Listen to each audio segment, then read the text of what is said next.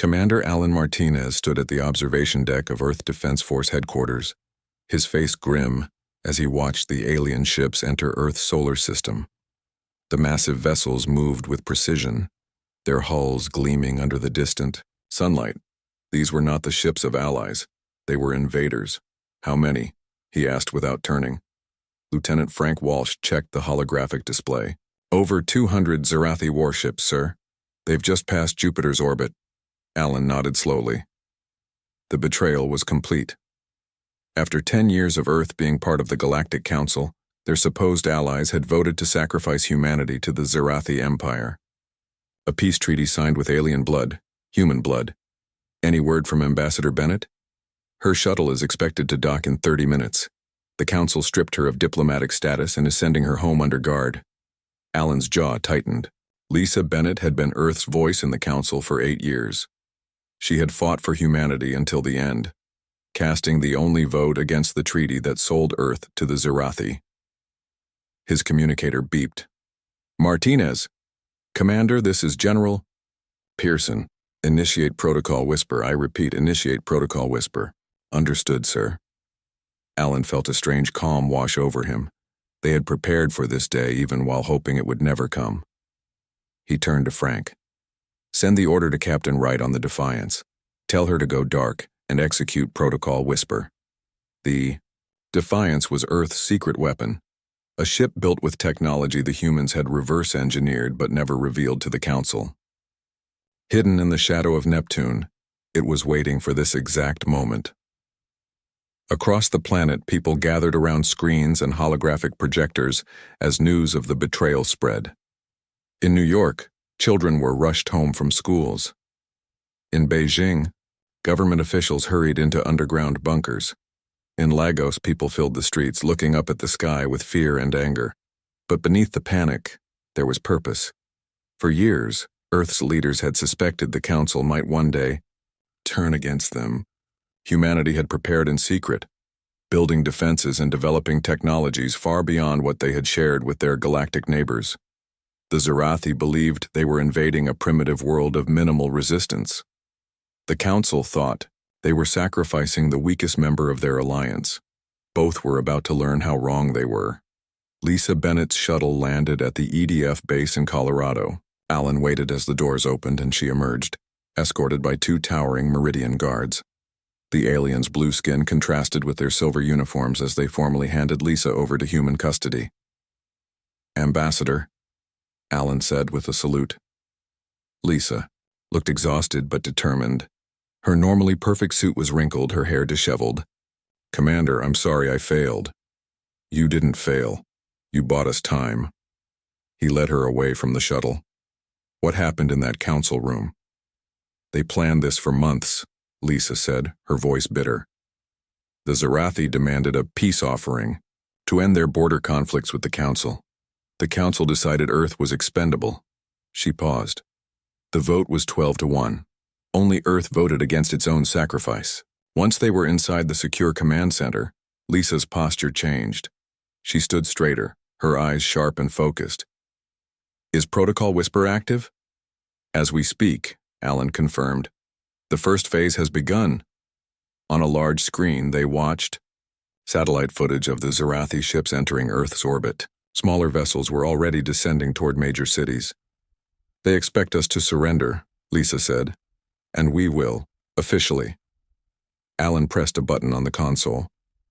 General Pearson has authorized a formal surrender to protect civilian lives. Meanwhile, our people are already moving into position across Council space. He brought up another screen showing the status of Earth's secret fleet. 5 ships, their existence unknown to the Council, were already on their way to hidden bases throughout the galaxy. Each carried hundreds of soldiers and scientists, seeds of resistance planted among the stars. What about the ground resistance? Lisa asked.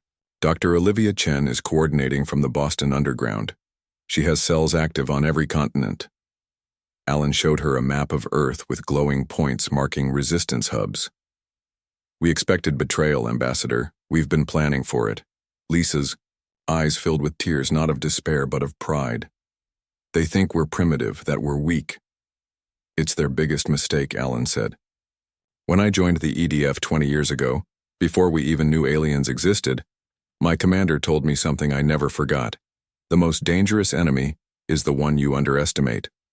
Outside, the first Zarathi landing craft were touching down in Washington, D.C. The alien invaders emerged, weapons ready, expecting resistance. Instead, they found empty streets.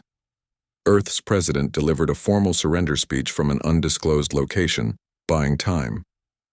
Deep beneath the lunar surface, in a base that didn't exist in any council records, technicians activated the quantum network. Across Earth, millions of humans received subtle neural notifications, instructions delivered directly to special implants that the council never knew existed. Captain Samantha Wright stood on the bridge of the Defiance, watching her. Crew prepare the ship for its mission. All systems green, Captain, reported her first officer, John Bell. Quantum drives at full capacity. Stealth systems engaged. Samantha nodded. Set course for Proxima Centauri. We'll establish the first echo node there. The Defiance slipped, away from its hiding place, invisible to Zarathi sensors. As Earth fell to alien occupation above, humanity's counterattack was already beginning below. In his office at EDF headquarters, Alan Martinez watched the Zarathi flag being raised over the White House. The alien commander, General Vexorn, declared Earth officially part of the Zarathi Empire. Let them think they've won, Alan said quietly. Let the council believe they've appeased the Zarathi threat. Lisa nodded beside him. And meanwhile, we whisper. Yes, Alan agreed, his eyes hard with determination. We whisper, you chose this. Across the galaxy, the first human refugees, all carrying quantum transmitters in their bloodstreams, were already arriving at council worlds. The echo network was forming, the whisper was beginning, and the council's betrayal would soon be their undoing. 1 year after Earth's betrayal, the first major sign that something was wrong appeared on the luxury world of Eridani Prime. Council Elder Thoxar woke to find his bedroom door sealed shut. The home automation system that controlled every aspect of his lavish estate had locked down completely. Emergency overrides failed. Communication systems were dead. For 3 terrifying days, the influential council member was trapped in his own bedroom. When emergency crews finally cut through the reinforced walls, they found the elder dehydrated and humbled. The official explanation was a power surge that corrupted system controls. Technicians could find no evidence of tampering.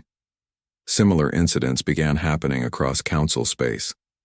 On Centauri Station, life support systems flickered for 3 minutes, causing momentary panic among the 10,000 residents. On the agricultural world of Proxima 2, irrigation systems flooded valuable crops with salt water instead of fresh. On the council military base at Rigel, weapon targeting systems developed mysterious blind spots during training exercises. Each failure was small enough to be dismissed as an isolated incident. But in the secure conference room of the council, Security Division Director Lantai was connecting the dots. The pattern is undeniable, she told the assembled security chiefs. These are not random malfunctions. In the past 3 months, critical system failures have increased by 42% across all council territories. A holographic map showed red dots where significant failures had occurred. What had begun as scattered points now formed clear clusters around major council facilities. Do we have evidence of sabotage? Asked Subdirector Vrel. Nothing conclusive, Lantai admitted. Our technicians find no physical signs of intrusion, no malicious code, no energy signatures. Then what is your theory, Director? The question came from General Mox, the council's military commander. Lantai hesitated before bringing up another display. We found only one common factor linking these incidents. Every affected system was manufactured, installed, or maintained by companies that employed human workers at some point in the past year. Silence fell over the room. Finally, General Mox spoke. That's impossible. The humans are defeated. The Zarathi occupation force controls Earth completely. Yet the evidence suggests otherwise, Lantai replied. I believe the humans have been playing a very long game. On a mining outpost near the edge of Council space, Nathan Reeves finished his shift and returned to his small quarters. The former janitor had worked his way up to equipment maintenance supervisor, giving him access to critical machinery throughout the facility. Today he had placed the last of his organic infiltration devices in the central processing unit that controlled ore refinement. Nathan activated his neural implant and sent a simple status update. Node 189 complete. The confirmation traveled instantly through the quantum network that humans called the Echo. In her underground command center on Earth, Dr. Olivia Chen received the update and added it to her map. The infiltration was now 97% complete. Almost every critical system in Council space had been touched by human hands carrying the specially engineered organic technology. "It's time," she said to Carol Adams. "Alert Commander Martinez. The whisper can begin." Deep beneath the lunar surface, Commander Alan Martinez received the message. For a year, his team had coordinated the most extensive covert operation in human history. Now they would reveal just how completely they had infiltrated Council civilization. "Send the activation signal," he ordered. Lisa Bennett, standing at his side, watched as the command was transmitted through the quantum network. "Do you think they'll understand the message?" she asked. "They'll have no choice," Alan replied. TU. Signal spread through the Echo network, activating every organic device placed by human operatives throughout Council space.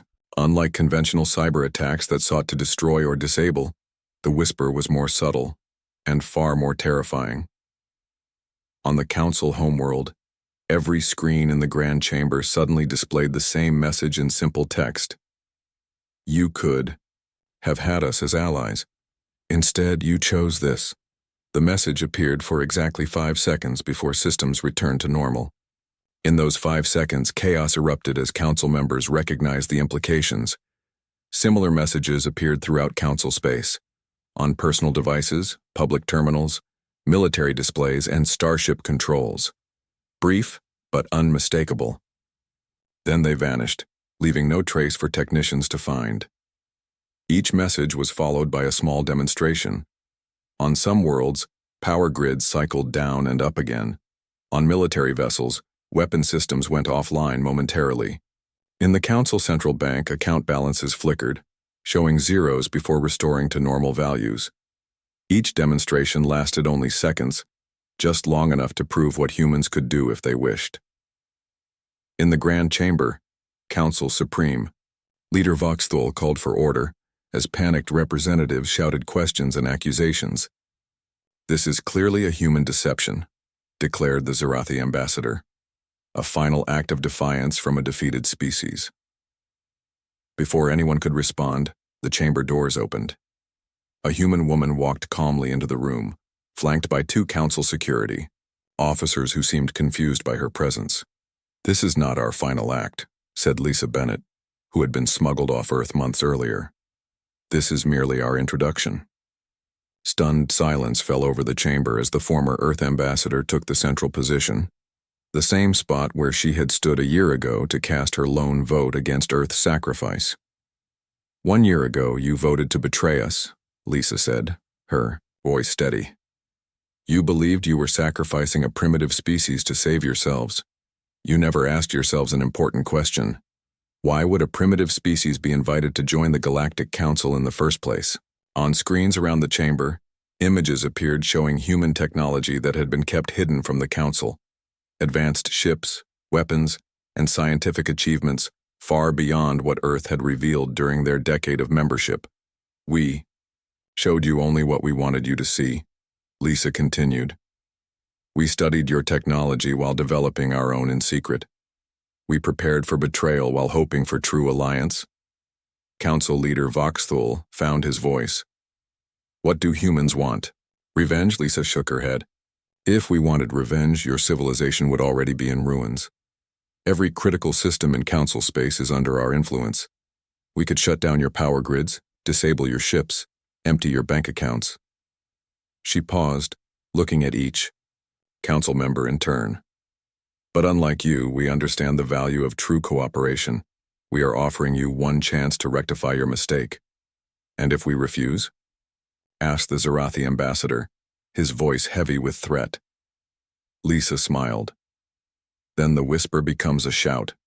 As if on cue, every neural implant used by Zarathi military and political leaders simultaneously deactivated. Across the galaxy, the invasion, force occupying Earth found itself suddenly unable to communicate or control its advanced weapons. The choice, Lisa said calmly, is yours. 6 months had passed since the fall of Earth. Gary Collins sat in a dimly lit corner of the Starlight Bar on Proxima Station, nursing a drink that glowed faintly blue. The alien alcohol burned his throat, but he had learned to appreciate its numbing effect. Around him, various species from across the galaxy mingled, traded, and argued. None paid attention to the quiet human in worn clothes. Gary looked like just another Earth refugee, one of thousands scattered across Council space after the Zarathi occupation. His rough appearance and distant stare suggested a broken man who had lost everything when his homeworld fell. It was exactly what he wanted them to think. A news hologram flickered above the bar. The Zarathi governor of Earth, a tall reptilian figure with ceremonial armor, was giving a speech about the successful integration of humans into the Empire. Gary's fingers tightened around his glass as he watched the lies being broadcast across the galaxy. Disgusting, isn't it? A voice said beside him. A Viridian merchant with green-tinged skin slid onto the neighboring stool. The Council sacrifices an entire species to save their own scales, then pretends it was a mercy. Gary shrugged, playing his part. What's done is done. The merchant leaned closer. Some say the Council made a mistake, that humans were more advanced than they let on. Just rumors, Gary mumbled, finishing his drink. As he set down his glass, he pressed a small device under the bar counter. To anyone watching, it looked like he was just steadying himself. The merchant nodded and moved away. Gary waited 10 minutes, then left the bar, walking through the crowded station corridors with his head down. The device he had placed contained a quantum node, one of hundreds being positioned across Council space by humans pretending to be refugees. In his small rented room, Gary removed a scanner from his pocket and swept it across his body. The nanoscale transmitters in his bloodstream were functioning perfectly. He closed his eyes and focused, activating the neural implant hidden deep in his brain. Echo Node 47 active, he subvocalized, awaiting further instructions. Back on Earth, in an underground facility beneath the ruins of Boston, Dr. Olivia Chen received Gary's confirmation. Her operations center was hidden 200 meters below the surface, shielded from Zarathi scanners. Around her, dozens of resistance members monitored communications from humans across the galaxy. Node 47 is online, reported Jeff Parker, a former satellite engineer now serving as Olivia's communications specialist. The network is now at 62% coverage of Council space. Olivia studied the holographic map showing their growing web of connections. Tiny points of light represented each echo node, each human carrying the quantum transmitters.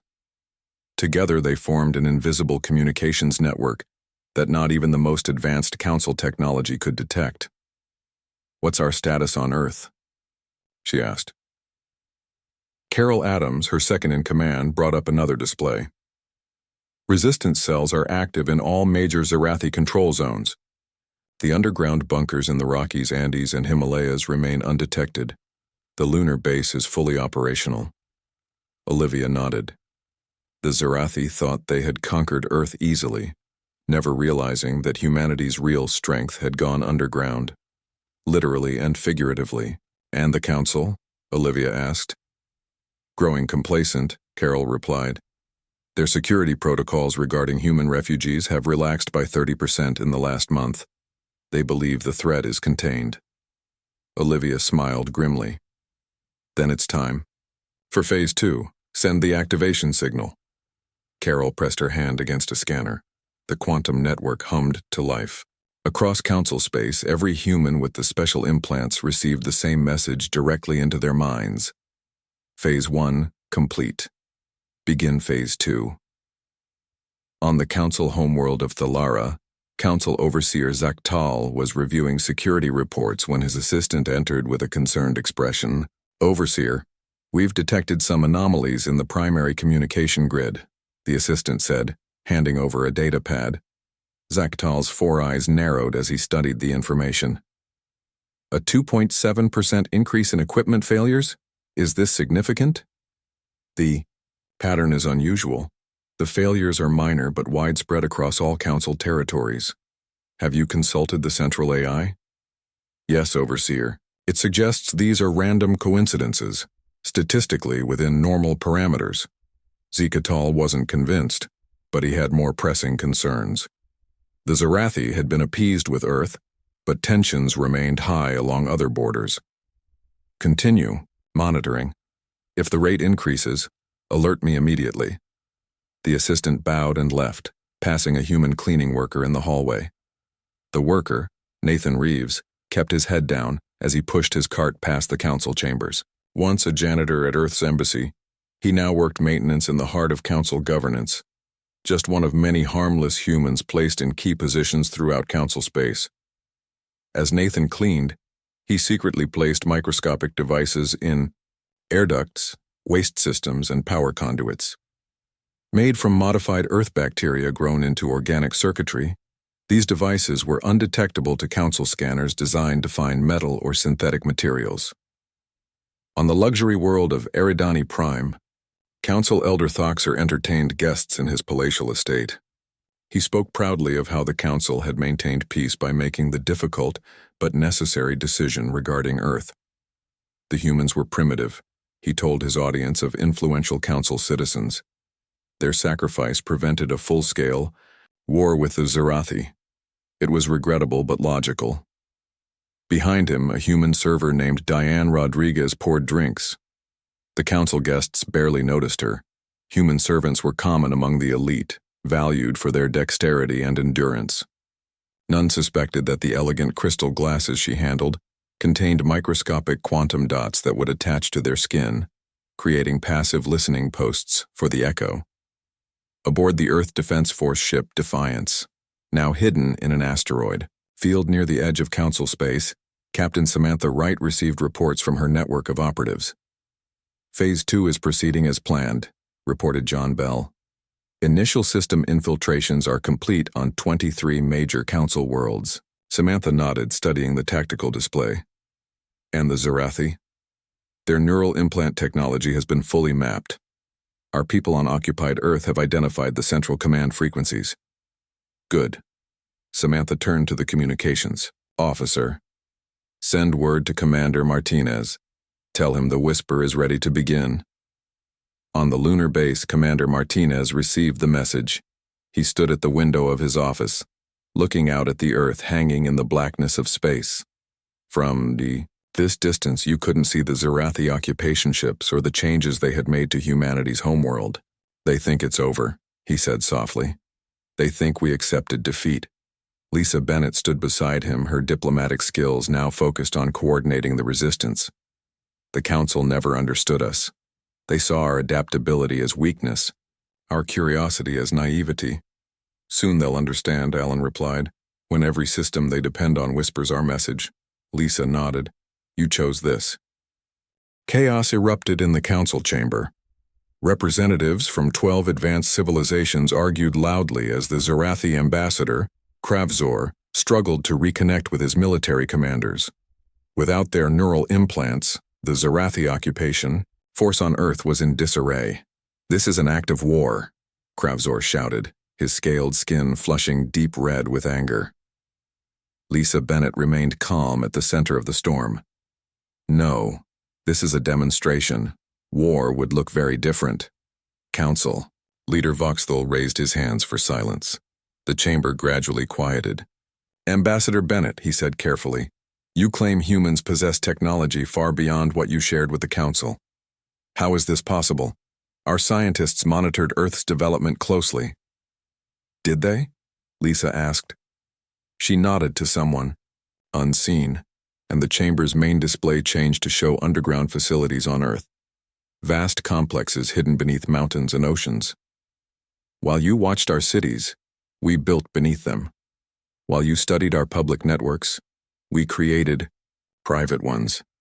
The display shifted to show images of massive shipyards hidden in the clouds of Jupiter and Saturn. Ships of advanced design moved between the gas giants, completely invisible to Council monitoring systems.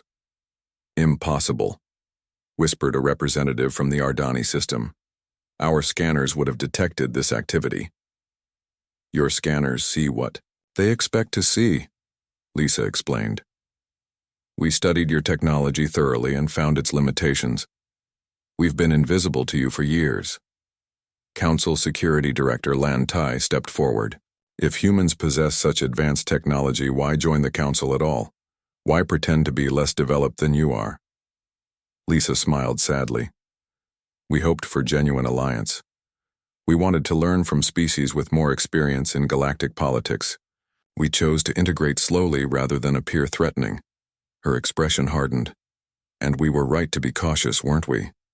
When the Zarathi demanded a sacrifice, you chose Earth without hesitation. On the main display, more images appeared. Humans working throughout Council space, placing tiny devices in critical systems. The Council members watched in growing horror as they realized how complete the infiltration had been. What do you want? Council Leader Voxthul finally asked. A new beginning, Lisa replied. The old Council has proven itself unworthy. We propose a new alliance, one based on mutual respect and genuine cooperation. The Zarathi ambassador slammed his fist on the table. The Empire will never negotiate with primitives.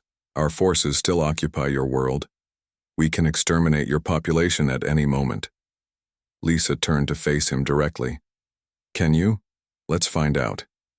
On the display, live feeds from Earth showed Zarathi, troops suddenly dropping their weapons. Their battle armor powered down, leaving them immobile. Massive Zarathi warships drifted powerless in orbit. Your species stole neural implant technology from the Meraxi 50 years ago, Lisa explained. You never fully understood how it works. We do. Every piece of technology your empire uses has been under our control since the day you landed on Earth. The chamber fell silent as the implications sank in. The Zarathi, feared throughout the galaxy for their military might, had been completely neutralized by human technology. Lisa turned back to address the full council. We don't want revenge. We want partnership, real partnership. Earth will lead a new coalition based on the principles we hope to find in the council. And those who refuse to join, asked a representative from the Talaxian Federation, are free to choose their own path, Lisa answered. But know this. The age of deception is over. We will no longer hide our capabilities or our intentions. In Earth orbit, the Zarathi occupation fleet hung powerless as human ships emerged from hiding. The EDF Defiance, Captain Samantha Wright commanding, took position above the former Council embassy in Geneva. Shields at full power, First Officer John Bell reported. All systems operational. We have full control of Zarathi vessel systems. Samantha nodded. Begin evacuation of Zarathi ground forces. No unnecessary harm. Across Earth's surface, Zarathi troops were being teleported back to their ships, a technology the Council believed was theoretically impossible. Humans emerged from underground shelters and hidden bunkers, reclaiming their world. In Boston, Dr. Olivia Chen stepped out of her underground command center for the first time in months. The morning sunlight felt warm on her face as she watched Zarathi ships being escorted away from Earth by the previously hidden human fleet. Is it really over? Asked Carol Adams, standing beside her. Not over, Olivia replied. Just beginning. In the council chamber, Lisa continued her address. The human fleet will escort Zarathi forces out of our solar system. We're transmitting proof of our capabilities to every world in council space. Your populations will know what happened here today. Council Leader Voxthul looked defeated. The Council cannot survive this revelation. Our authority was based on the belief that we represented the most advanced civilizations in the galaxy. Then build something better, Lisa suggested.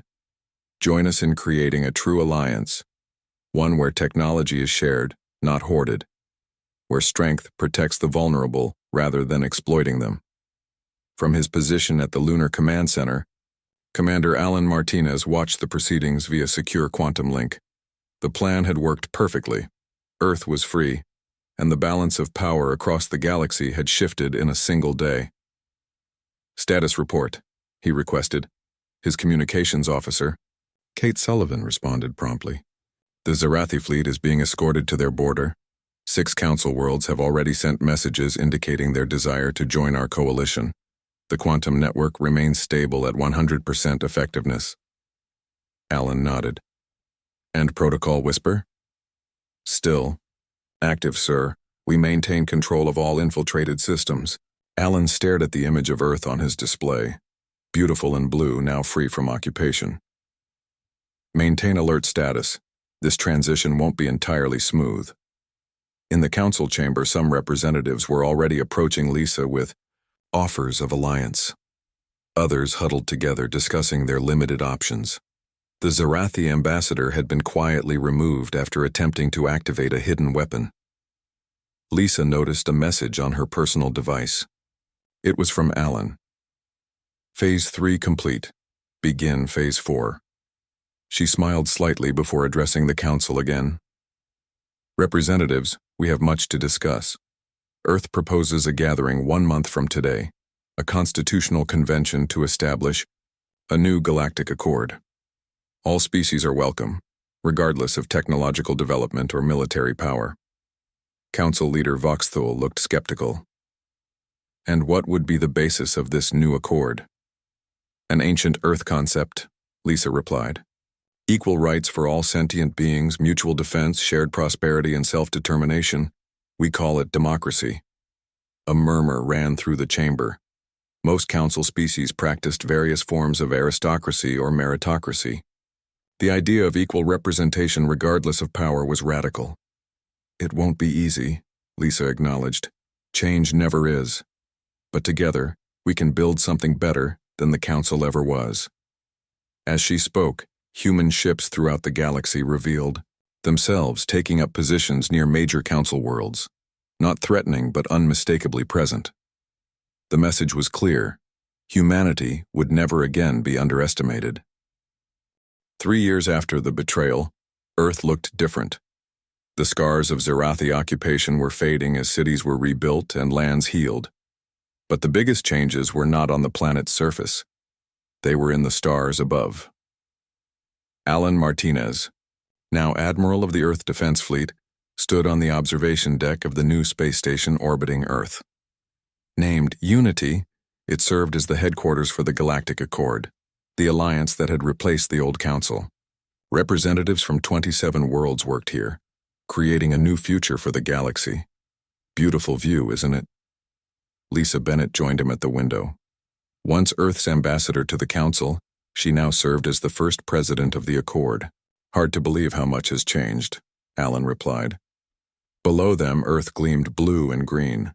Ships from a dozen worlds moved in organized patterns around the station.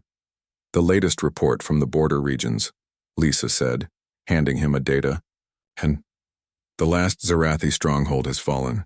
Their subject species have formed independent governments and applied for Accord membership." Alan scanned the information. The Zarathi Empire had collapsed from within after human-engineered technology failures exposed centuries of brutal oppression. Without their stolen technology, the Zarathi had been unable to maintain control over the worlds they had conquered.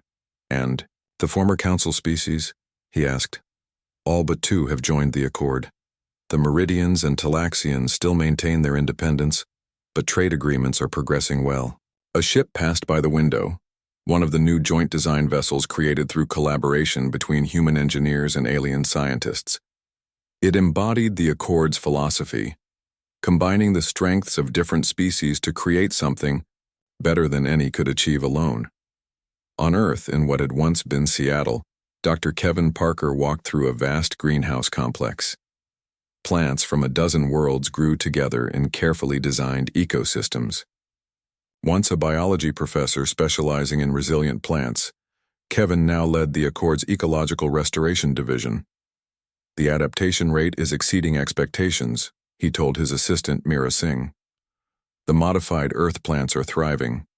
On Proxima 2, The soil toxicity has decreased by 40% in just 6 months. Mira nodded, making notes on her tablet. And the Ardani seed variants? Growing well in the Sahara test site. If they continue at this rate, we could begin full-scale desert reclamation next year. Kevin's work was transforming worlds that had been depleted by centuries of exploitation under Council rule. His nature-inspired systems of resource management were creating sustainable economies where once there had been only extraction and depletion. As they walked, they passed teams of scientists from various species working together. What had begun as a human resistance had evolved into a true interstellar community. Aboard the EDF Defiance, now serving as a training vessel, Captain Samantha Wright addressed a group of cadets from 7 different worlds. The strength of the Accord fleet isn't in our technology alone, she explained. It's in our diversity of thought and approach. Each of your species sees space differently. Together, we create something stronger than any single perspective could achieve. The cadets listened attentively. Among them was John Bell's son, Peter, continuing his father's legacy.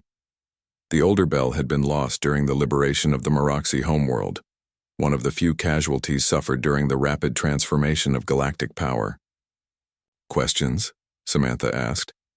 A young Ardani raised a tentacle. Captain, is it true that humans planned for the Council's betrayal from the beginning of contact? Samantha considered her answer carefully. We hoped for true partnership, but prepared for betrayal. It's an old human saying, hope for the best, prepare for the worst. And did you always know you would win? Asked a Viridian cadet. No, Samantha admitted. We knew only that we would never give up. Humans have a long history of fighting impossible odds. Deep within the rebuilt city of Geneva, Olivia Chen met with the Accord Science Council. Representatives from 16 species had gathered to discuss the latest breakthrough in quantum communications. The new network will allow instantaneous communication across up to 20 light years, Olivia explained, showing them the schematics. Based on the technology we used for the Echo, but substantially improved through collaboration with Meroxy and Ardani scientists. The Science Council members examined the plans with appreciation. What had once been humanity's secret weapon was now being shared openly, improved upon through collective intelligence. Dr. Chen asked the Meroxy representative, how did humans develop quantum technology so far beyond the Council's understanding? Necessity, Olivia replied simply. We knew we were vulnerable as a single-planet species, so we focused on technologies that would give us advantages rather than matching the Council's development path. This was the truth that the old Council had never understood. They had measured advancement on a single linear scale, never imagining that a species might develop along an entirely different technological path. In the Accord Assembly Hall, representatives from all member worlds gathered for the 3rd anniversary of the Accord's founding. The vast chamber, designed to accommodate beings of all shapes and sizes, hummed with dozens of languages being spoken simultaneously. Lisa Bennett called the session to order. 3 years ago today, we began building something unprecedented. In this galaxy, an alliance based not on power or fear, but on mutual respect and cooperation. The assembly quieted as she spoke. We have accomplished much. Former enemies now work together. Technologies once hoarded are now shared. Worlds once depleted are being restored. She paused, looking around the room. But our greatest achievement is not physical. It is the trust we have built between species that once viewed each other with suspicion or contempt. From his seat in the Earth section, Alan Martinez watched with pride. The whisper that had begun as an act of defiance had grown into a chorus of cooperation. After the formal session, representatives mingled in the Great Hall. Alan found himself speaking with a Zarathi, not a warrior or politician, but a scholar named Vestil who had opposed his government's aggressive policies. Your species could have destroyed mine, Vestil said quietly. After what we did to Earth, many would say we deserved it. Alan shook his head. Destruction is easy. Building something new is harder and better. The old Zarathi Empire believed strength came from domination, Vestil observed. You have proven otherwise. As the reception continued, Lisa joined them. First Accord ships will reach the Andromeda Galaxy next month, she told Alan. The exploration mission includes scientists from 15 species. Alan smiled. Going where no one has gone before? Together, Lisa agreed. Outside the hall's massive windows, Earth shone in the distance. No longer a betrayed world, but the heart of something new and hopeful in the galaxy. The whisper that had begun in defiance had become a shared vision for the future. From the ruins of betrayal, they had built something better than revenge. They had created a legacy of cooperation that would outlast them all.